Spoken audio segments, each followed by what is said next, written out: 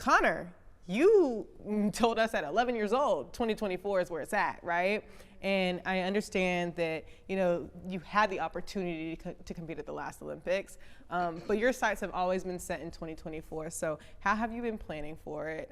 What does that mentally look like to you? And how do you reset from, you know, the last 4 years? It's just such a long journey for me, and I've been doing this for so long, starting elite when I was 8 years old, and I'll be 19 in 2024.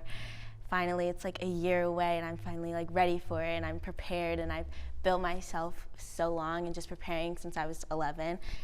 So I'm just like ready, and I know it's coming. And like last year, I was not ready, or 2021, I was just, when I was able to compete and try for the Olympics, I was just like, this is not for me, you know.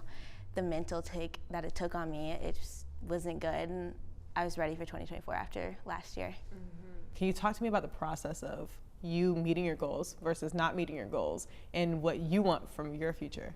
Yes. So after like just being that one spot away from making the Olympic team in 2020. I mean, what's that like? Just like dive into that. One spot away. I mean, it was tough, but like I'm such a fighter, and I'm just like, there's more for me to prove, you know, like this isn't just the end of your gymnastics career, you know, but I had dreams of going to Worlds, and, you know, like that was just, everything just worked out in like its favor. Like I couldn't have asked for more. And so like, just from that to like now this journey to 2024, it's just been like great. Like my mental's changed, I'm happy, and like just honestly, like whatever it takes, I'm here. You said so much more to prove. What you proving? I just feel like when I was competing in 2021 or 2020, you know, it just wasn't fully there, wasn't fully ready, I guess. So just bringing it all together and putting my best foot forward for 2024.